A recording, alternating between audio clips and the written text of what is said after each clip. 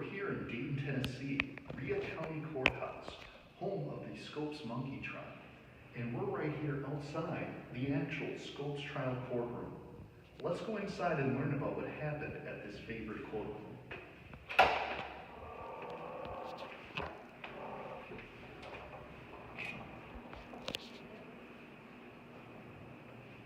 Here we are, entering the Rhea County Courthouse. Still an active courtroom. As we step inside, much of wood paneling gives you a feel of what it must have looked like back in the early 1920s. The Rhea County Courthouse was the scene for the Scopes Monkey Trial. John T. Scopes was a local high school science substitute teacher, not originally from around town, a bachelor, kind of a transient, and actually he wasn't even sure that he had taught evolution. But the local business people persuaded him that he had, and he said, if you can prove that I did, I'll admit to the charge. So they interviewed some of the students, and the students looked through their notes and said, yeah, I think he taught evolution. Now, why would teaching evolution be a crime?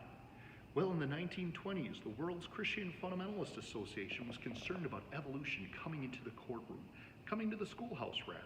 It was coming into the society, and they were concerned about this new doctrine being taught that humans had evolved from monkeys. They had lobbied and had encouraged people to fight back against this, and Tennessee passed a law outlawing the teaching of evolution in the 1920s. Here then gave the ground for the Scopes Monkey Trial. Let's step a little bit more inside as we can see this historic room. The local business people wanted the publicity from the courthouse. They thought that this trial would put the sleepy little town of Dayton on the map. And it did. When they were able to find a convicted defendant, they then went to the prosecution. The county district attorney at the time was Sue Hicks. Now you might think that Sue was a woman, but Sue was actually named such because his father actually, was so distraught over his wife's passing that his father named her after his departed wife, rather. We're here at the courthouse where they were able to then begin arraigning and indicting Mr. John T. Scopes for the teaching of evolution. Popular history claims that the Scopes trial was a triumph of science over ignorant fundamentalism. But what actually happened? Well, the ACLU got Clarence Darrow, a world-famous criminal defense attorney, to defend Mr. Scopes. The newspapers even contributed to the bail for Mr. Scopes. The prosecution was able to invite the world-famous William Jennings Bryan to help with the prosecution. William Jennings Bryan was an attorney, three-time Democratic nominee for president, and former Secretary of State. Clarence Darrow was a world-famous criminal defense attorney who had previously helped two rich scions of Chicago society to get acquitted for capital homicide when they had kidnapped and murdered their 14-year-old neighbor.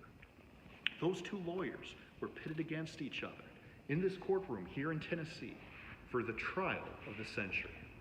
The trial began as the sides faced off. The crowds grew where, for fear of the building collapsing, the trial was moved outside. Thousands of spectators watched, for word had spread that something unusual would happen. The defense for Mr. Scopes was not allowed to call some of the witnesses on the Bible, but they had reached a deal. William Jennings Bryan himself would take the stand. Clarence Darrow would begin interrogating him and questioning him on the Bible, for William Jennings Bryan was one of the most popular leading advocates for Christianity, on the condition that Clarence Darrow would then go to the stand as a witness for secular humanism, atheism, actually agnosticism was his identity, and then for the doctrines then of evolution. Bryan sought to expose evolution and secular humanism for what it was. Clarence Darrow sought to expose Bryan and Christianity for what it was. Clarence Darrow had William Jennings Bryan on the stand. Darrow was asking Bryan about the fish that had swallowed Jonah, about where Cain got his wife. The Attorney General for the prosecution started to interrupt.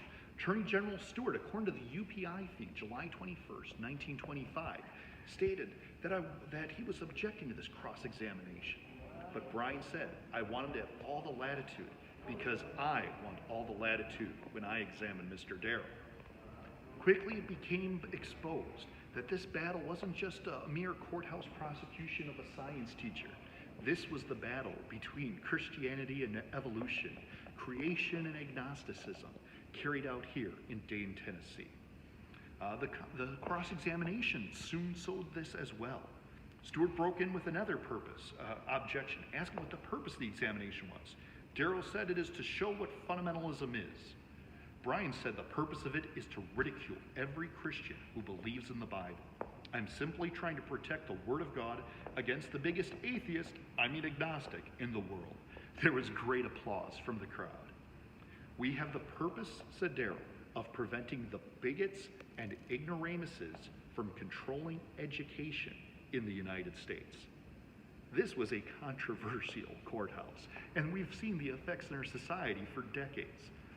Darrell concluded by showing the popular defender of Christianity and creation with his interrogation on the stand that William Jennings Bryan couldn't defend and explain, well, how did the fish swallow Jonah? Where did Cain get his wife? Some of the questions to try to do gotcha journalism, and they were able to stump Bryan. And so that was their point, that, well, some of the positions of the Bible in 1927 couldn't be defended by William Jennings Bryan. But Bryan was prepared the next day to show that Clarence Darrell couldn't defend the presuppositions of agnosticism and evolution. Except Darrell turned the table. Instead of Darrell being cross-examined, Darrell urged his client to plead guilty.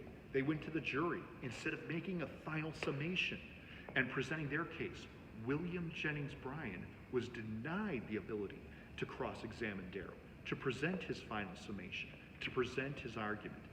This was the first trial broadcast on nationwide radio. And while Darrell was able to humiliate Bryan, Bryan was kept from the two speeches that he wanted to make. We're going to go downstairs and look out at the lobby. I'm here at the statue of William Jennings Bryan. William Jennings Bryan, presidential nominee, Secretary of State, Congressman, Christian statesman, and an author and orator. We're here right outside the historic Rhea County Courthouse. It was out here on the lawn that the final, seventh day, that big controversial cross-examination by Clarence Darrell and William Jennings Bryan occurred. You can see the courthouse here. Still looks much as what it did before. They had a renovation in 1970. But because Darrell was able to strategically adjust the schedule of the event, William Jennings Bryan was not allowed to cross-examine Darrell, or was he not allowed to give his summation? Rather, Darrell had his client plead guilty. The Dayton Herald, July 23, 1925, jury returns verdict of guilty in the Scopes case. There, William Jennings Bryan, who was still by this point at kind of a little bit past the peak of his age, in the later years of his life, ended up dying about 5 days later. He had been the advocate, and many were impressed with his ability to defend the Christian faith. Many of the business leaders in town had recognized what William Jennings Bryan said, that we need to have a place where we can train students to defend Christianity. They started a college named after him, William Jennings Bryan University, now known as Bryan College. While some of the outside of the area has changed, some of the trees that were originally here ended up having to be cut down. You can actually see one of the pens that was made from some of the wood that was here at the time of the Scopes trial. What's fascinating actually about the fact that the scheduling of the trial affected the planning of William Jennings Bryan is that it was a scheduling change that first brought William Jennings to power, to notoriety. He became the presidential nominee at the 1896 Democrat Convention, partly because of the speech that he gave, the Cross of Gold. Part of it is carved on the side of the plaque. It tells how the humblest citizen in all the land, when clad in the armor of a righteous cause, is stronger than all the hosts of air. William Jennings Bryan's speech was only able to be given because of a scheduling deal with the opponents on the issue of bimetallicism. William Jennings Bryan agreed with his opponents that they could have extra time if he could have extra time. And as part of the scheduling, he made sure that he was the final speaker that day. Because of that, William's scheduling changed back then. Providentially, Bryan was able to be the advocate for the cause and be able to bring himself to the fame of that day. And yet it was another scheduling change that providentially hindered him from making his final argument. Interestingly, 90 years later, a real debate on creation and evolution was able to occur Over on the other side of the South, near Cincinnati, at the Creation Museum, Ken Ham and Bill Nye debated on science and the Bible, creation and evolution. And there, while the 1920s debate on creation and evolution resulted in Bryan College, the 2000 era debate on creation and evolution resulted in the Ark Encounter. This is some of our history that we have. Thanks for joining.